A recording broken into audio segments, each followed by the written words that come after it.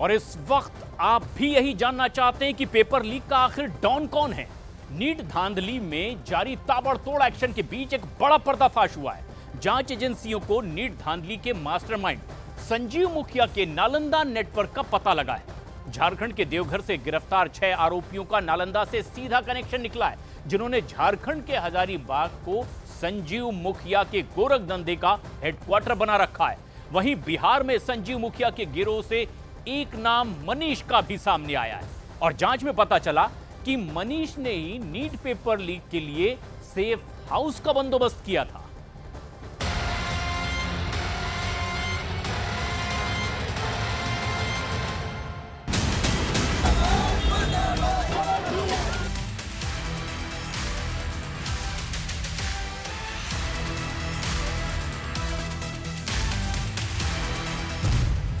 बिहार का नालंदा, झारखंड का हजारीबाग, महाराष्ट्र का लातूर। नीट का अगला लीक सेंटर कहां है?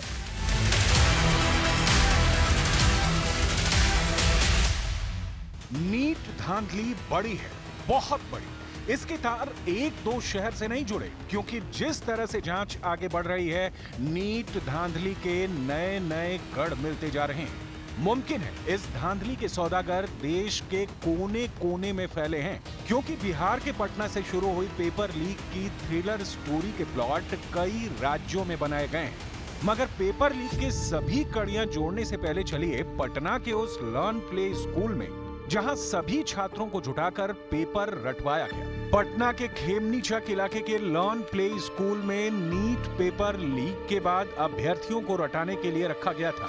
ये लर्न प्ले स्कूल पटना के दनियावा के रहने वाले प्रभात रंजन का है, जिसमें पहले लर्न प्ले स्कूल चलता था। साल 2020 में ये स्कूल बंद हो गया। तब प्रभात रंजन ने आशुतोष नाम के आदमी को किराए पर ये जगह दे दी। 4 मई को इसी जगह 25 से ज्यादा स्टूडेंट जुटे थे। प्रभात जी, कब आप आशुतोष जी को दिए थे मकान और क्या कह के ये लिए थे मकान? 2022 में मकान दिए थे इनको। मैं बहुत बुरा स्थिति में, आज के बाद मैं सबक ले लिया हूँ। और हमें घटना के जानकारी 6 तारीख को संजय नाम के व्यक्ति ने दी। उसी मोबाइल पर फिर इनसे बात हुआ। ये बोले कि जमशेदपुर से हम लौटते हैं, 7 तारीख को लौटे। हम गए कि तब मकान बिना हमरा पूछे, मकान मालिक हम थे, तो आप कैसे दे दिए? उसमें किराएदार था। हमें तो था कि किराएदार किधर रखा नहीं रखा। तो हमें 6 तारीख के संजय द्वारा सूचना हुआ कि आपका मकान पर छापामारी हुआ। हम गए किस लिए? ताकि नीट क्वेश्चन का क्वेश्चन आंसर रटवाया गया है। उसके पहले न आशुतोष न मनीष किसी ने हमसे कोई बात नहीं किया।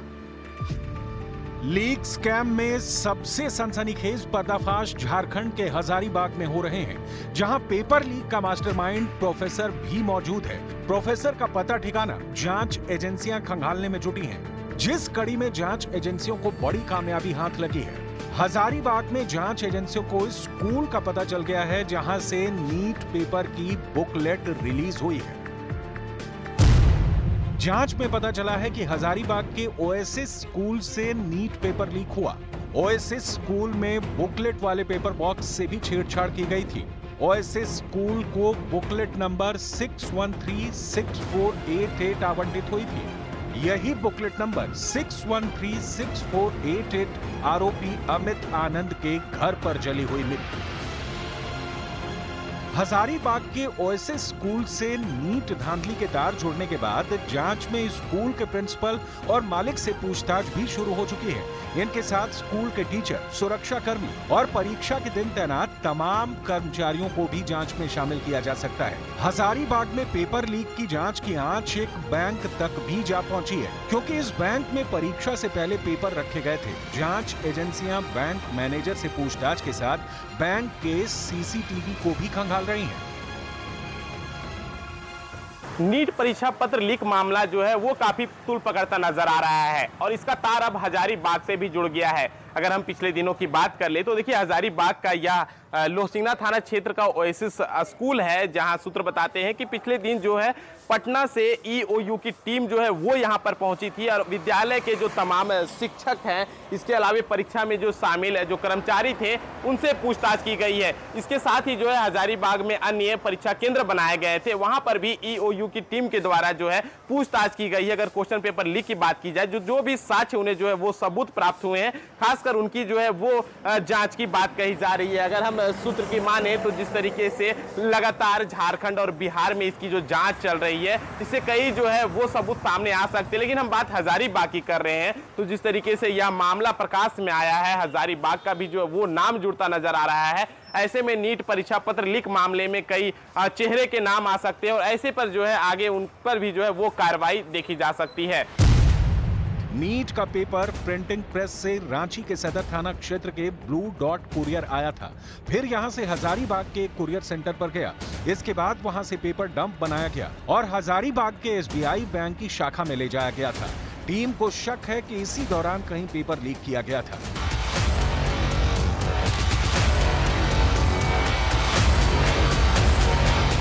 क्योंकि बैंक से परीक्षा के दिन 5 ऑब्जर्वर नीट का पेपर समय पर लेकर गए थे। जिन 5 स्कूल सेंटर तक ऑब्जर्वर पेपर लेकर गए, उनके नाम भी सामने आए हैं। हजारीबाग का DAV school, Holy Cross school, Oasis school, Saint Xavier school और विवेकानंद सेंट्रल स्कूल पर नीट का पेपर पहुंचाया गया। जांच में यह भी पता लगा है कि बैंक से सभी ऑब्जर्वर ने परीक्षा केंद्रों पर समय से पेपर पहुंचाया। हालांकि जांच टीम ने परीक्षा केंद्रों में सीसीटीवी कैमरे, ऑब्जर्वर के समक्ष पेपर खोलने और परीक्षा संचालन की भी जानकारी जुटाई है। उधर बिहार में जांच एजेंसियों के हाथ एक बड़ा सुराग हाथ लगा है। नीट पेपर लीक मामले में अमित आनंद के घर से मिले जले और भीगे प्रश्न पत्र को हवा में सुखाकर उसकी विवरणी तैयार की गई है। प्रश्न पत्र में कौन से सवाल ठीक हालात में और कौन से जले हुए हैं, इसकी डिटेल शिक्षा विभाग को दी गई है। छापेमारी में क्या क्या जब्त किया गया है, उसे भी शिक्षा विभाग को सौंप दिया गया है। नीट पेपर लीक मामले में देवघर से गिरफ्तार 6 आरोपियों को अभी पुलिस यहां पर राजवंशी नगर हॉस्पिटल में मेडिकल कराने के लिए पहुंची है। तस्वीरों में भी आप साफ तौर पर देख सकते हैं, ये सभी 6 आरोपी इस गाड़ी में और सामने की गाड़ी में मौजूद हैं। सीधे तौर पर इनके ऊपर यह आरोप है कि संजीव मुखिया ने जो पेपर लीक का मास्टरमाइंड है, वो इन लोगों के साथ मिली भगत के बाद यहाँ पर जो 6 गिरफ्तार किए गए हैं, उन लोगों को लाया गया और अभी मेडिकल जांच के बाद फिर इनको कोर्ट में पेशी के लिए ले जाया जाएगा। ये सभी 6 आरोपी हैं जो इस गाड़ी में बैठे हैं और मेडिकल के बाद इनको अब वापस ले जाया जा रहा है। आर्थिक अपराध इकाई की टीम यहाँ पर मेडिकल कराने के लिए पहुंची थी। ये सभी 6 आरोपी जो हैं वो नीट पेपर लीक से जुड़े हुए हैं और संजीव मुखिया की जब गिरफ्तारी होगी उसके बाद साफ हो पाएगा कि आखिर इस पेपर लीक कांड का किंगपिन कौन है। नीट पेपर लीक मामले में नांदेड़ एटीएस ने 2 शिक्षकों को महाराष्ट्र के लातूर से हिरासत में लिया है। हिरासत में लिए गए दोनों शिक्षकों में से एक लातूर और दूसरा सोलापुर में काम करने वाला बताया जा रहा है। दोनों ही जिला परिषद स्कूलों में शिक्षक हैं। नांदेड़ एटीएस ने दोनों शिक्षकों से काफी देर तक पूछताछ की। पूछताछ के बाद फिलहाल दोनों को छोड़ दिया गया है, लेकिन एटीएस सूत्रों के मुताबिक अगर जरूरत पड़ेगी तो दोबारा से दोनों शिक्षकों से पूछताछ की जा सकती है। जानकारी के मुताबिक एटीएस ने लातूर में जिन 2 शिक्षकों से पूछताछ की, वो निजी कोचिंग चलाते हैं। शिक्षकों के नाम संजय जाधव और जलील पठान है। संजय जाधव चाकूर तालुका के बोथी का रहने वाला है और सोलापुर जिले के टाकली में एक जिला परिषद स्कूल में शिक्षक है। वहीं जलील पठान लातूर के पास कातपुर में एक जिला परिषद स्कूल में शिक्षक है। लातूर में नीट परीक्षा की तैयारी के लिए पूरे महाराष्ट्र से छात्र आते हैं। महाराष्ट्र में नीट पर एक्शन दिल्ली पुलिस के अलर्ट के बाद शुरू हुआ है, जहां नांदेड़ एटीएस ताबड़तोड़ छापेमारी कर रही है। उधर नीट पेपर लीक पर जांच एजेंसियों का पूरा जोर बिहार और झारखंड पर है। क्योंकि पेपर लीक का मुखिया कहा जा रहा संजीव मुखिया का कोई सुराग पुलिस के हाथ नहीं लग रहा है, जबकि उसके कुख्यात कारनामे की रोज नई कहानी सामने आ रही है। संजीव मुखिया के साथ पेपर लीक कांड में नालंदा का नेक्सस भी चौंकाने वाला है, क्योंकि नालंदा संजीव मुखिया का पेपर लीक मुख्यालय है। नालंदा से संजीव मुखिया का गिरोह धड़ल्ले से गोरख धंधा चलाता है। संजीव मुखिया गिरोह के काम करने के पैटर्न को ट्रैक कर जांच को आगे बढ़ा रही है। संजीव मुखिया गिरोह का बड़ा कनेक्शन हजारीबाग से है। हजारीबाग से बिहार की सीमा में गिरोह आसानी से एंट्री लेता है, यहीं से अपने गिरोह को ऑपरेट करता है। हजारीबाग से नालंदा तक के इलाके को संजीव मुखिया अपने सेफ जोन के तौर पर मानता है। उसका पूरा नेटवर्क नालंदा में एक्टिव है, क्योंकि वो नालंदा के नगर नौसा के पास का रहने वाला है। नालंदा से संजीव मुखिया कैसे परीक्षा में धांधली करता है, इसकी बानगी हाल ही में हुई बीपीएससी परीक्षा में देखी गई। बीते दिनों बीपीएससी शिक्षक भर्ती परीक्षा का पेपर भी हजारीबाग से लीक हुआ था। मीडिया रिपोर्ट से पता लगा कि बीपीएससी परीक्षा के लगभग 268 अभ्यर्थियों को हजारीबाग के अलग अलग हिस्सों में ले जाया गया था, जिसमें से 113 अभ्यर्थी नालंदा जिले के थे। परीक्षा से पहले रात में इन छात्रों को प्रश्न पत्र और जवाब याद करवाए गए थे। तब झारखंड पुलिस और बिहार पुलिस ने संयुक्त कार्रवाई कर अभ्यर्थियों और माफिया को धर दबोचा था। इसी बीपीएससी शिक्षक भर्ती परीक्षा पेपर लीक मामले में संजीव मुखिया का बेटा डॉक्टर शिव जेल में है। बीपीएससी शिक्षक भर्ती परीक्षा पेपर लीक मामले का आरोपी शिव को उसके 4 साथियों के साथ उज्जैन से गिरफ्तार किया गया था। शिव का नाम 2017 में भी नीट पेपर लीक मामले में आया था और उसके खिलाफ पटना के पत्रकार नगर थाने में केस भी दर्ज हुआ था। वहीं मई 2024 में नीट पेपर लीक कांड मामले में 6 लोगों को देवघर से गिरफ्तार किया गया था।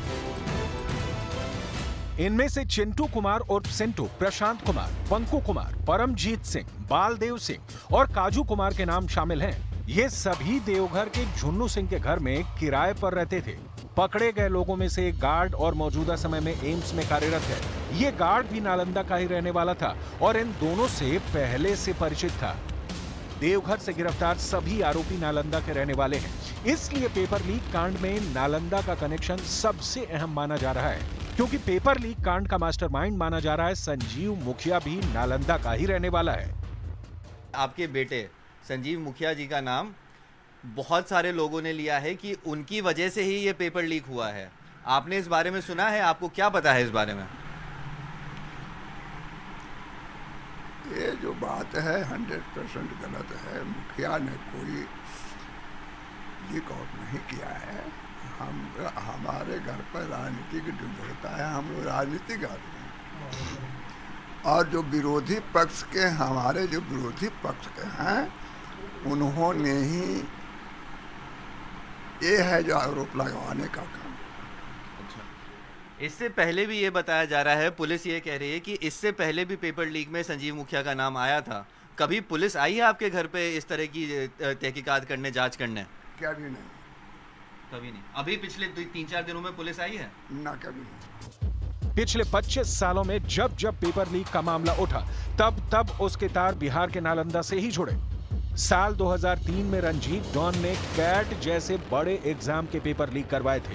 कैट परीक्षा के लिए तब 26 शहरों में 137 केंद्र बनाए गए, लेकिन एग्जाम से 1 घंटे पहले ही कैट का पेपर लीक हो गया था। कैट पेपर लीक की तहकीकात सीबीआई ने शुरू की, तब उसका मास्टरमाइंड रंजीत डॉन निकला। सीबीआई ने रंजीत डॉन को दिल्ली के एक होटल से गिरफ्तार किया था। गिरफ्तारी के बाद रंजीत डॉन ने कबूल किया कि उसने कैट से पहले भी कई पेपर लीक करवाए थे। रंजीत डॉन की खींची क्राइम लकीर को अब संजीव मुखिया अपने बेटे के साथ बड़ी कर रहा है। हालांकि संजीव मुखिया की कारगुजारी का पर्दाफाश हो चुका है। जांच एजेंसियां शिद्दत से संजीव मुखिया की तलाशी कर रही हैं। जिस तरह से जांच आगे बढ़ रही है, मुमकिन है जल्द संजीव मुखिया शिकंजे में होगा, जिसके बाद नीट पेपर लीक के सभी सरगनाओं की गर्दन तक पुलिस के हाथ पहुंचेंगे।